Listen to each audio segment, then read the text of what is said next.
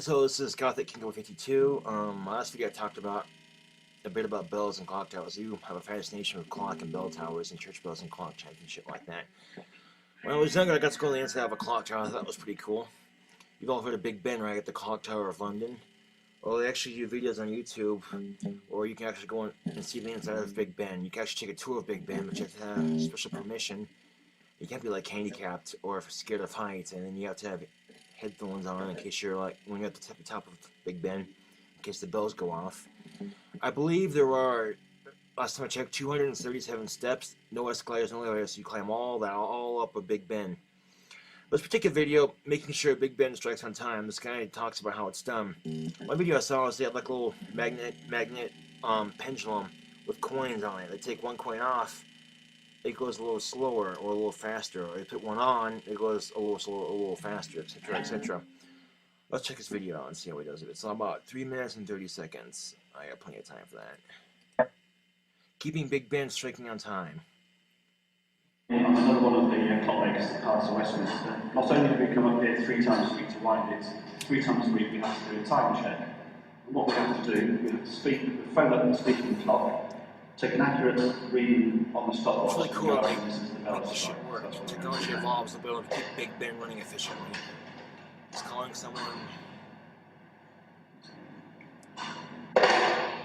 Now we have an accurate time reading. What we have to do now is compare it with the first strike of Big Ben.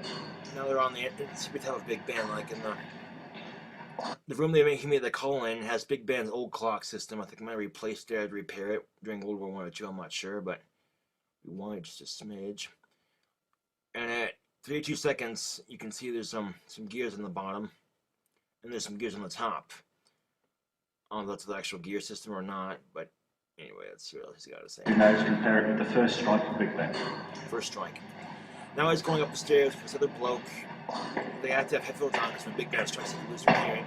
But they're going up the stairs, and here we go. They're on the top of Big Ben, and it's really cool because you can actually see the bells and shit that's going off. Just a couple seconds here. What you're going to hear is about 20 seconds to the hour, the quarter bells will ring out 16 notes. Then there's a pause of about 7 seconds, and then the first blow of Big Ben is actually the time signal. So we check to see how accurate we are. We're allowed plus or minus 2 seconds. Headphones on. Just precaution.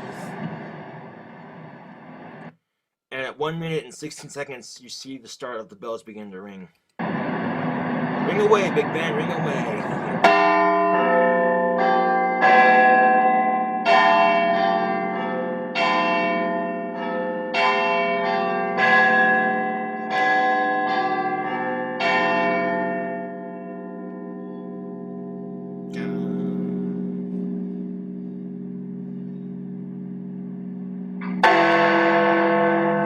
That's fucking loud. Even I'm at the fucking computer and all the volume's up. Full blast. I can't imagine what it'd be like in the tower, even with headphones on. Should say 3 minutes, and we've got 3 minutes and 21 hundredths. Okay, now we've got the accurate time reading. What we do now is we enter it onto a log, which has been going for about the last 100 years. They have a log that's been running for the last 100 years to make sure Big Ben is chiming off on the right time. That'd be an interesting job. But I imagine with all the steps you climb up to that one section and then to put the headphones on, wait for the bells to ring, and then go back down the steps, and then make sure the log is on time. That'd have to be an interesting job. You shouldn't get a lot of exercise doing that. Barometric pressure on the log. We put the temperature of the clock room, we make a record of how many corrections and how much is actually on the pendulum. Then we sign it and put the date and the time on the log. Barometric pressure is 1016. What time we did the time check? 10 o'clock. We sign it. Temperature in the clock room is 64.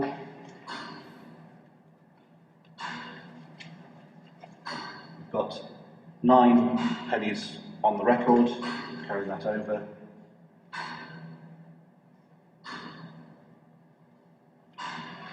And we just put it on the chart itself. That we're less than half a second slow. How is the time adjusted if the clock is fast or slow? This is an old English pre-decimal 1 penny piece that we use to adjust the time. We have a stack of coins on the pendulum shelf, and by placing one old penny on the pendulum, it speeds up the timekeeping by 2/5 of a second in 24 hours. This is how we can get it so accurate.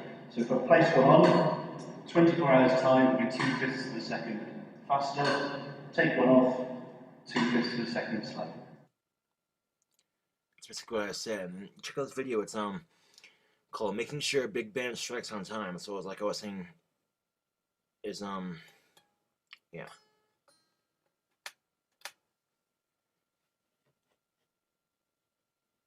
Another video called "Climbing to the Top of the Clock Tower, Big Ben."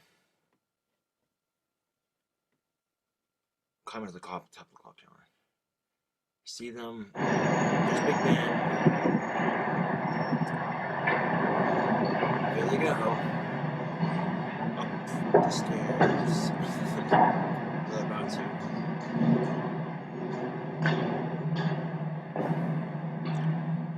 Voice says clock tower.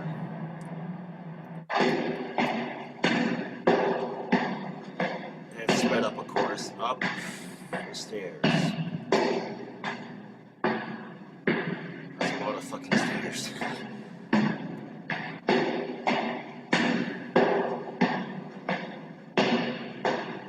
It's been sped up though, so it doesn't take forever.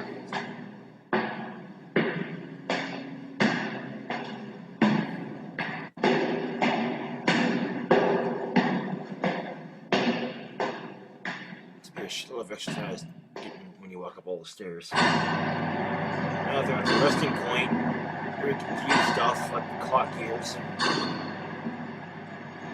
Here ticking off. Up more stairs. Please do not run down these stairs. Oh no shit, Sherlock. Bells chiming off.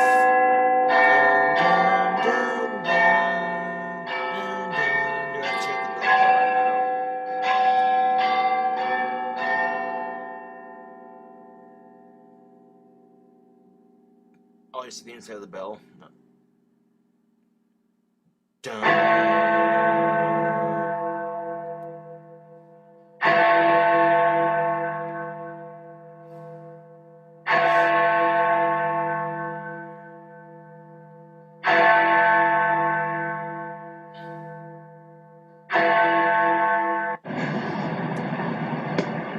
Climbing more stairs, even.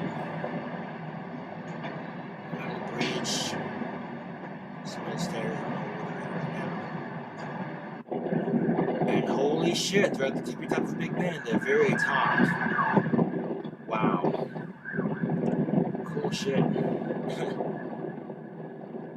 Don't look down.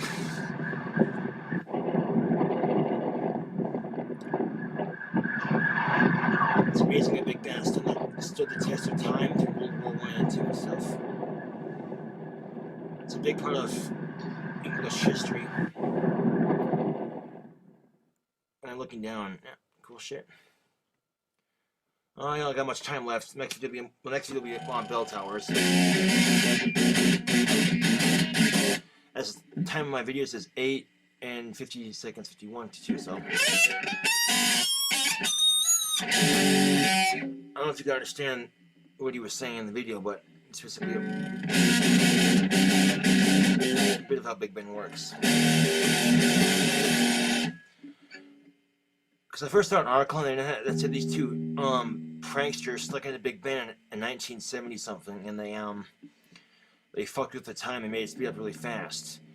And first I thought, I don't know how it's possible, learning how easy it is to just take a couple coins and then place it there or whatever. Then yeah, it is easy. But I would recommend doing that because I imagine there'd be an offense to mess with Big Ben's time when you're not authorized to do that.